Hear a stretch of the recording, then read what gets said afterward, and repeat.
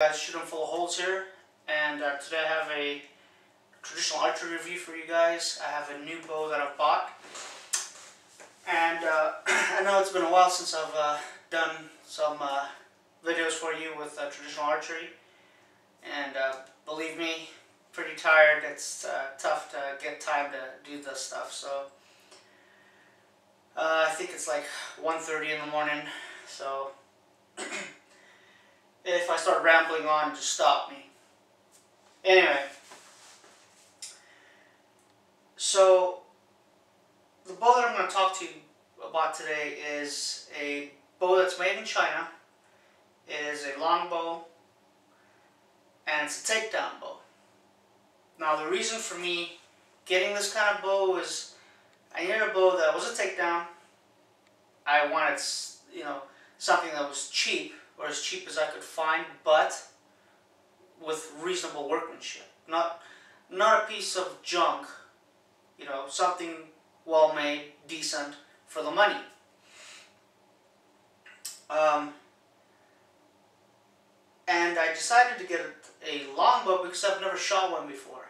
And I really didn't have much of a choice because I bought this on eBay, which is pretty hard for me most of the time because I'm a left-handed shooter.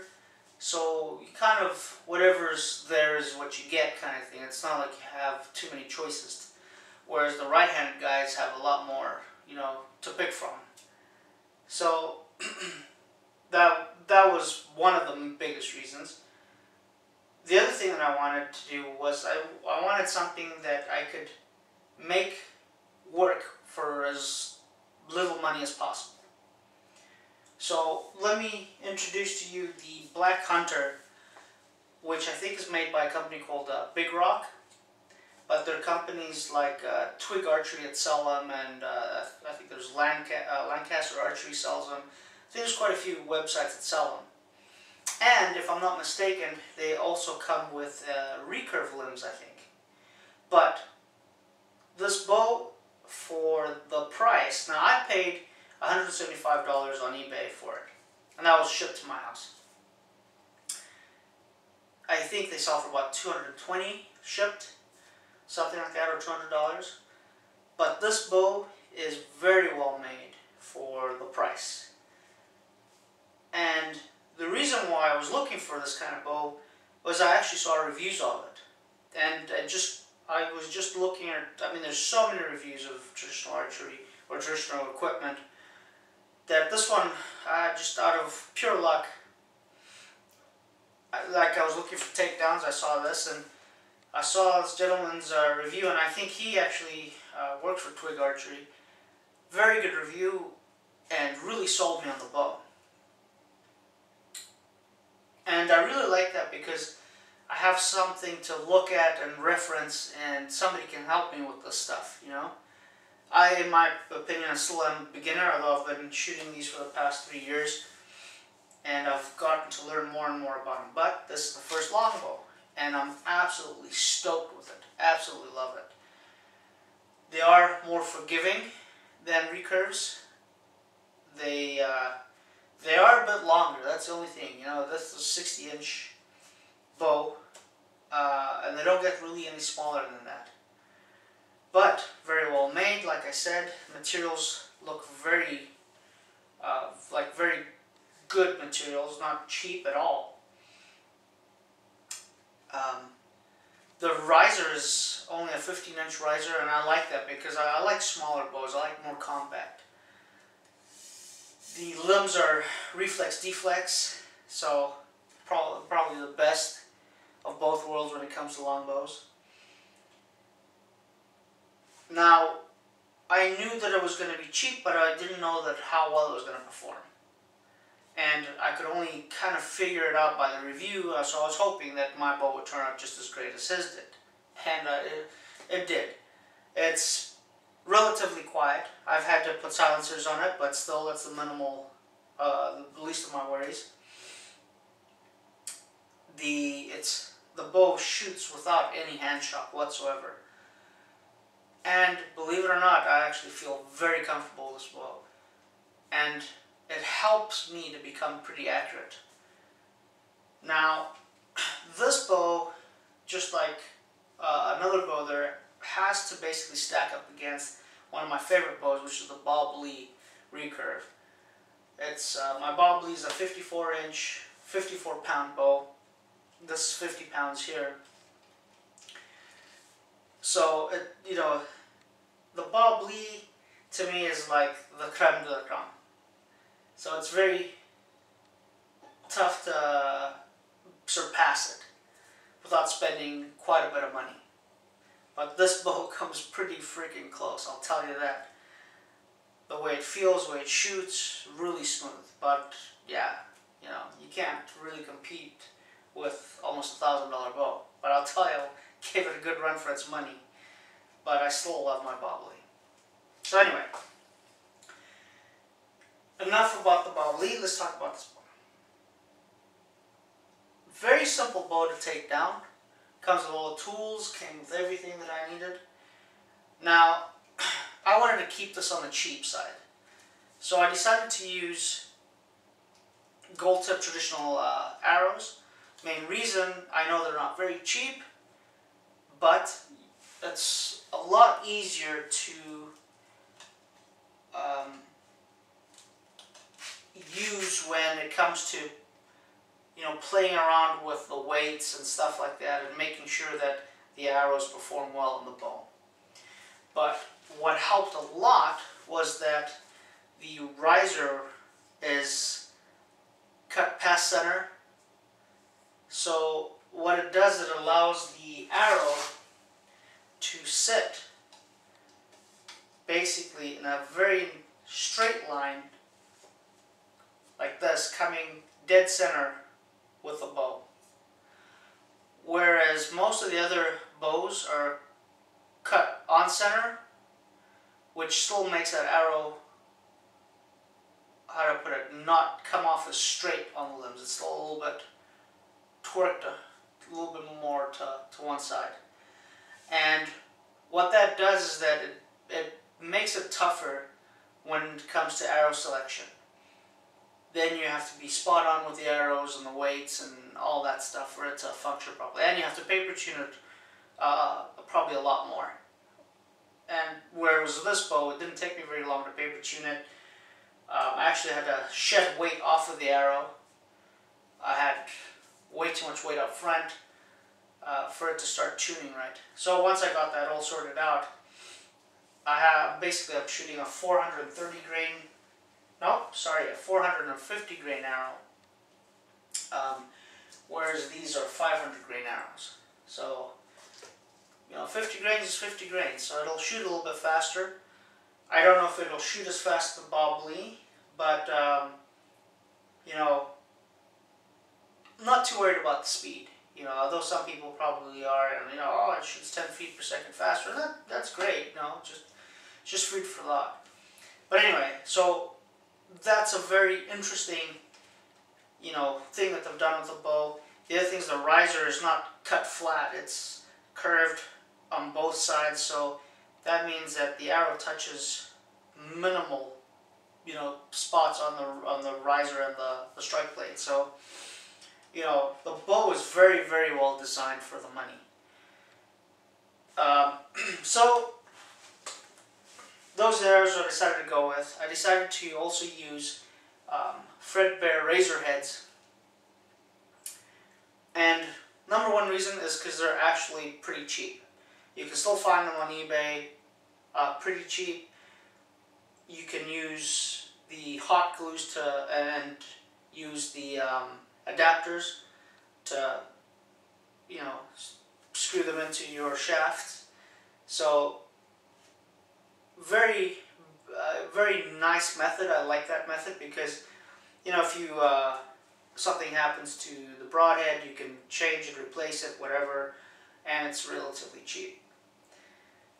So that was my number one reason for doing it, but also I like threadbare broadheads. They've always been great.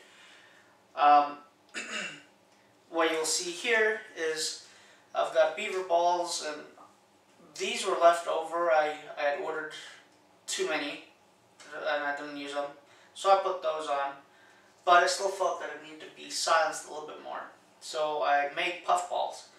And these are easy to make. You can just get normal knitting wool and go over your hand, you know, just the width of your hand, because that's how puffed out they're going to be. So you go over about 10 to 20 times, somewhere in that. Then you tie it off with sewing thread in the middle. Tie it, do like 20 loops around that, keep it all nice and tight. Then you pass it through your string, and once it's passed through your string, then you cut those little loops from when you've spun it around. And shoot it a few times and it'll start puffing out.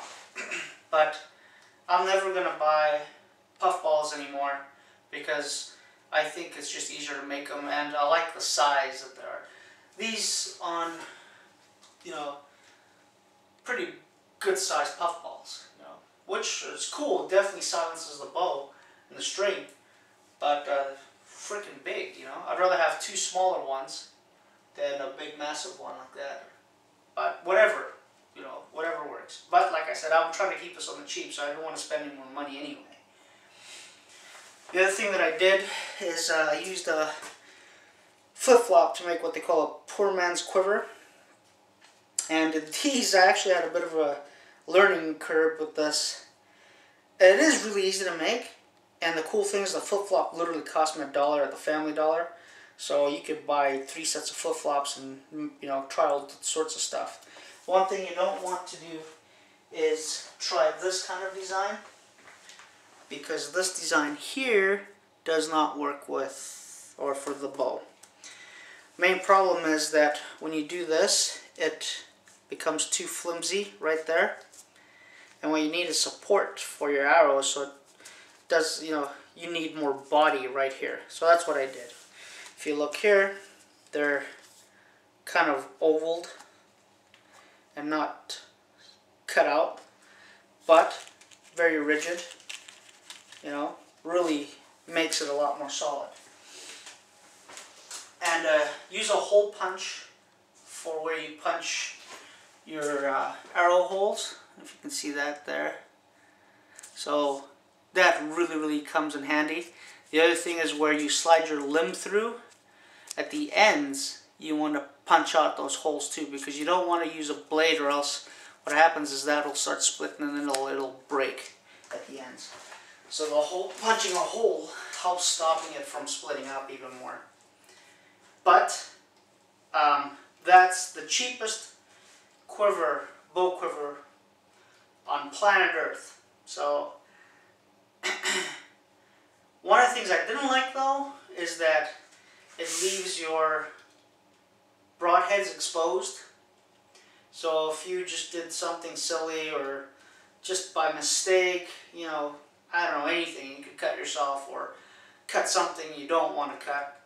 So I actually had these old knee pads, which I bought. I didn't like them too much. I used them once, I think.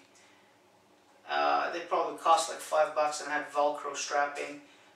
So anyway, I used one of the knee pads to make a kind of cover, which will slide up and down the lid.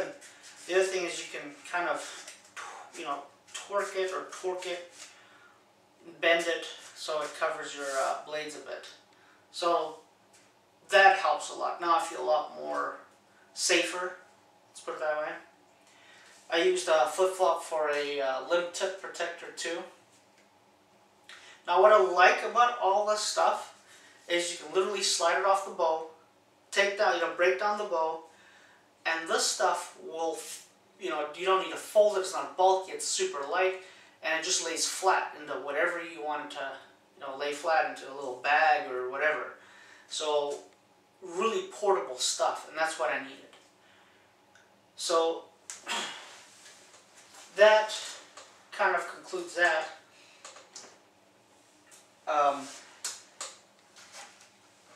Now I needed to find a way to protect my arrows.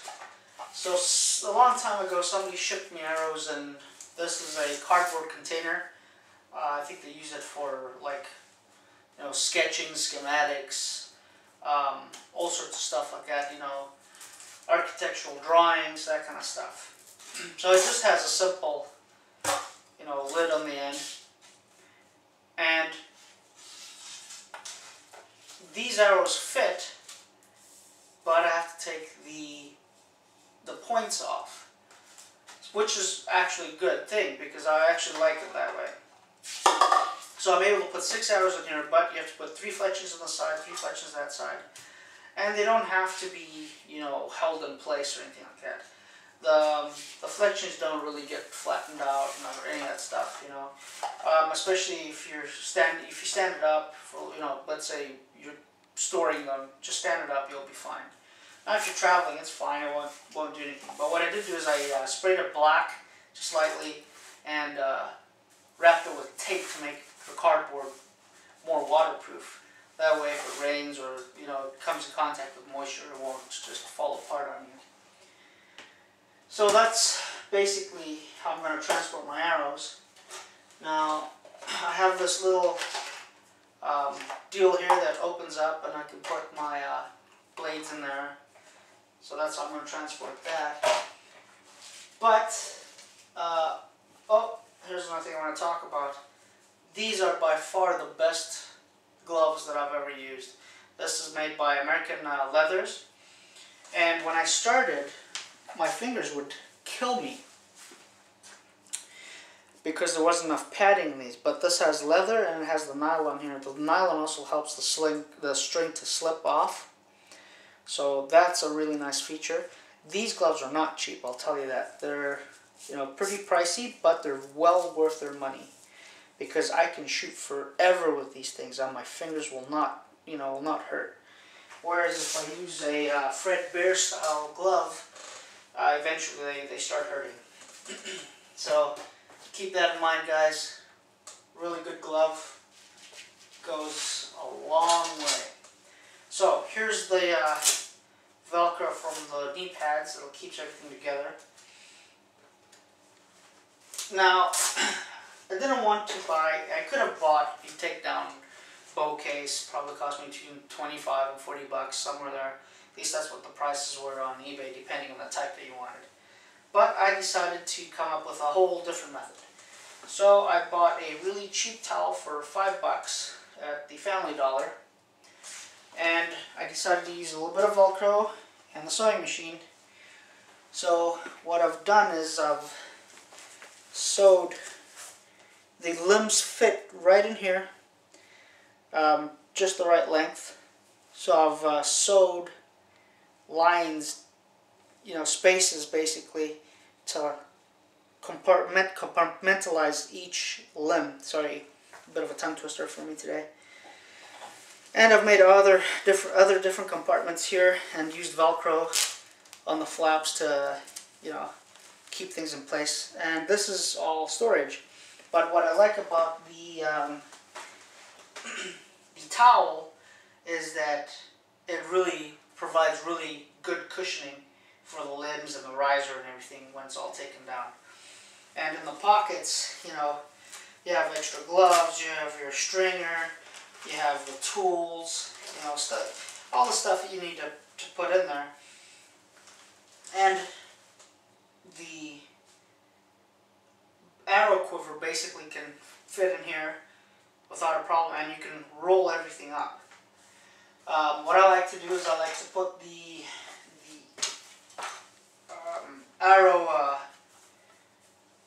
arrows in the middle and wrap everything around it, and then use the Velcro and strap it all together.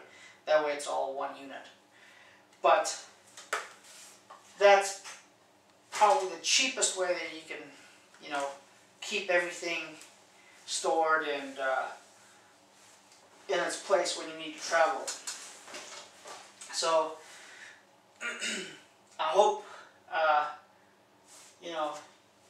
you like this review on this bow and the way that I've done it, because I'll tell you what, I've probably in total, what is this, under 400 bucks for sure. The arrows are 6 arrows, about 70 bucks, broadheads. Yeah, probably $300 with the arrows, the bow, and let's just throw in another 50 bucks. So in total, with $400 you could have pretty much everything you need to have your traditional archery equipment. And whereas most bows will start at 400 bucks. This Fredbear here is about 400 bucks, between 350, 3 something, brand new. I got this one on eBay for 200 and something. And this is a Kodiak Magnum. It's really one of my favorite bows. This is the 50th anniversary one. It's a 52-inch bow, really smooth, really sweet shooting bow. It's a recurve. Very nice bow. But, you know, you start adding 400, let's say 300 bucks on the bow, an $80 quiver, then, you know, 30, 40 bucks just, you know, per arrow, because when you add the weights and whatever else, the broadheads, I mean, it goes insane. But with this bow, you know, I don't think anybody could go wrong. This is definitely a keeper. It's a very good bow, and I really, really recommend it to anybody that's starting in traditional archery. If you want a very good, forgiving bow and start with cheap, you know, ways of getting, you know, your equipment to function for you, getting a quiver and this stuff. And believe it or not, this cheap method, this cheap quiver, I actually really like it. It's amazingly simple, amazingly easy to replace. These quivers, they're great, don't get it wrong, but for the money, if I had known this when I first started, I would have just stuck with this. It's only after you spend the money, have one of those, and then you go back to something like this and you go like, duh, that's what I should have done. You know, just kept it simple. And, you know, anybody that's looking into starting with traditional archery, this is absolutely the bow for you, because it has that reflex, deflex, you know, structure to the limbs. It's very forgiving. And like I said, I've never shot a longbow until now, and now I know what all the hype is about. Now I know why a lot of guys like shooting longbows. They're very well made, and that's not taking anything away from the recurves. Trust me, recurves shoot very well. They're very fast for the most part. But the newer bows, with the longbows with the reflex, deflex, are starting to catch up, and they're starting to become in the same category when it comes to the speed. So, you know, but speed isn't everything. So, but, you know, no hand shock, and just how smooth it is, it's a very good bow for the price. So guys, I hope you like this review. If there's any questions you want to ask me, please feel free. I will answer them as soon as I can. And anyway guys, right now I'm going to try and get some sleep, and then it's back to work so I can buy some more stuff as usual. Anyway, thanks for watching, and I hope you've enjoyed this.